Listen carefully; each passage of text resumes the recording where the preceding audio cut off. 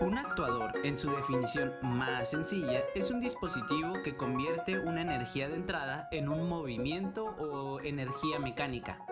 Sin embargo, una definición más completa sería la de dispositivo con la capacidad de generar una fuerza que ejerce un cambio de posición, velocidad o estado de algún tipo sobre un elemento mecánico a partir de la transformación de la energía. Según el libro de Sensores y Actuadores de Leonel Corona y otros autores, divide en dos grandes grupos los actuadores. El primero es por el tipo de energía utilizada, es decir, actuadores mecánicos, hidráulicos y eléctricos. Y el segundo es por el tipo de movimiento que generan. Estamos hablando de los actuadores lineales y rotatorios.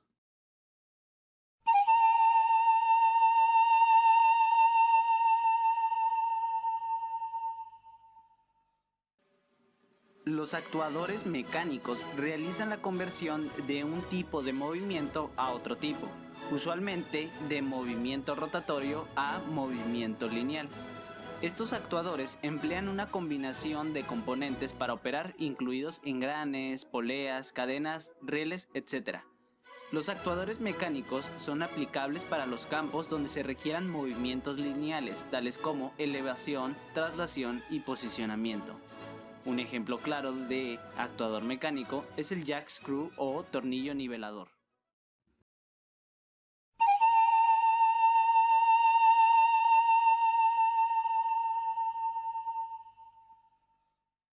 Los actuadores hidráulicos, parecidos a los neumáticos, transforman la energía almacenada de un fluido a presión en trabajo mecánico de movimiento circular o rectilíneo, con la excepción de que en el neumático el fluido es aire, mientras que el hidráulico se usa algún tipo de aceite mineral.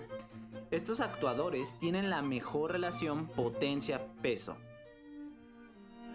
Dentro de los actuadores hidráulicos, la energía se transmite a través de un sistema de distribución que en general está conformado por tubos y mangueras. Esta energía es función del caudal y la presión del aceite que circula en el sistema. Las propiedades del fluido utilizado definen diferencias importantes en su funcionamiento. Un ejemplo es la precisión del movimiento, donde ciertos aceites minerales, al ser poco compresibles, mantienen un movimiento suave y por tanto mayor precisión y también mayor fuerza de trabajo. Los actuadores hidráulicos se dividen en cilindros hidráulicos o motores lineales y motores hidráulicos. Los primeros inducen un movimiento lineal a los elementos mecánicos acoplados a los mismos. Estos se dividen a su vez en cilindros de simple efecto y cilindros de doble efecto. Los primeros se componen de una entrada para suministro de fluido hidráulico, es decir, el aceite mineral, a un dispositivo hermético, un cilindro bien sellado, de tal forma que éste desplaza en un sentido a un elemento mecánico, denominado comúnmente vástago, o mejor conocido como pistón. En tanto, para lograr el movimiento en sentido inverso, es decir, regresarse, se utiliza una fuerza externa, que en general es un resorte o la misma acción de la gravedad. Por su parte, los cilindros de doble efecto tienen la característica de que a través de la fuerza suministrada por el aceite mineral pueden mover el pistón ya sea de forma directa o de forma inversa, lo que se logra modificando únicamente el sentido del flujo hidráulico, dejando atrás el uso de una fuerza externa, y todo esto controlado gracias a una válvula.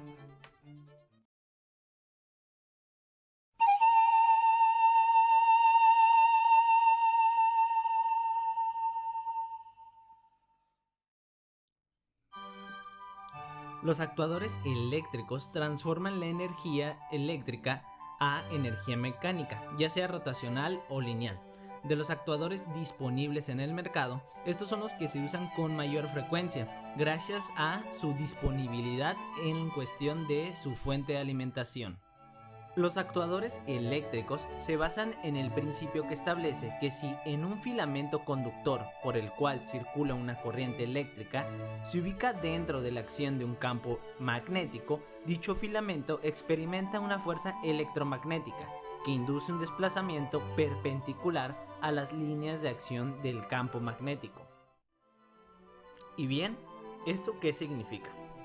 Pues resulta que el actuador eléctrico, con el fin de aumentar la magnitud de la fuerza de desplazamiento, se constituye por un gran número de filamentos conductores, conocidos como espiras.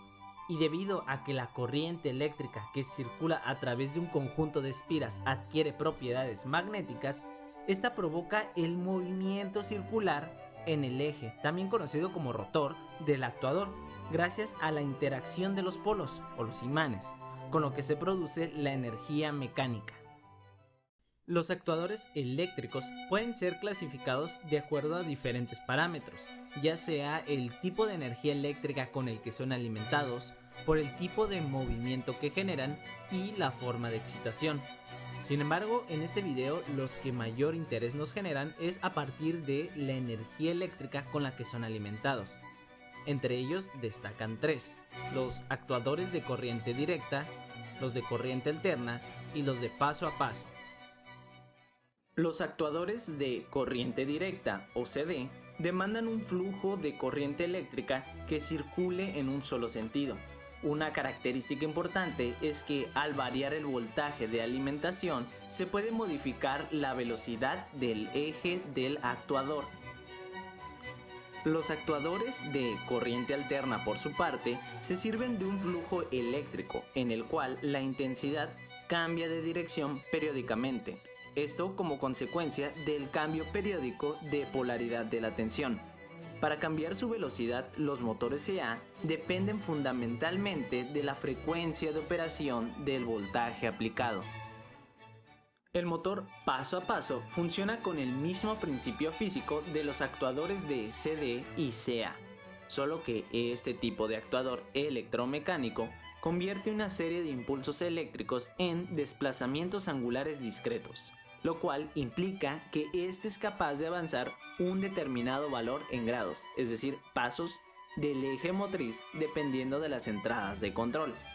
En la actualidad, en el mercado existen tres tipos de motores paso a paso: los de imanes permanentes, los de reluctancia variable, véase reluctancia como la resistencia de un material al paso del flujo magnético, y el tercero, la combinación de los dos anteriores, los híbridos.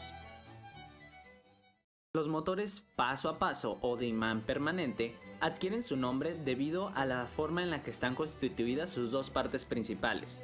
La primera es el rotor, la cual es un imán cerámico en forma de cilindro, y la segunda, su estator, es decir, la parte fija del motor, esta en la que se encuentran las bobinas y se produce la corriente eléctrica, está fabricado de un material ferromagnético dispuesto en forma de láminas.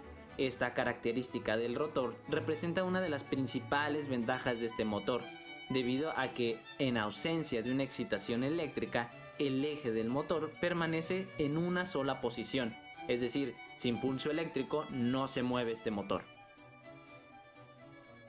En los motores de reluctancia variable, su rotor es dentado y construido a base de láminas ferromagnéticas, mientras su estator aloja en ranuras sus bobinas, de modo que hacen más efectiva la acción del campo magnético. Y si a eso le sumamos que el material con el que están construidos presenta baja reluctancia, obtenemos algunas ventajas sobre los motores de imán permanente, como son el que el rotor gira con mayor libertad y que estos pueden llegar a ser mucho más precisos, sin embargo se arriesgan a contar con un bajo torque. Por último, los motores híbridos. Estos motores combinan las características de los motores de imán permanente y de reluctancia variable. Al tener lo mejor de dos mundos, son capaces de obtener ángulos pequeños, es decir, son precisos con un alto par, sin perder la fuerza en el torque. En este caso, el estrato es semejante al de los motores de reluctancia variable, pero difieren en que en el rotor de estos motores híbridos se encuentran conformados por un imán o material imantado en forma de disco cilíndrico que se encuentra en el centro junto con el eje, lo cual produce un flujo magnético. Por mi parte ha sido todo. Mi nombre es Daniel Ramos Rivera. Y como siempre, un respeto a los autores de las referencias bibliográficas sobre las que se basó este video. Sin más que agregar, hasta pronto.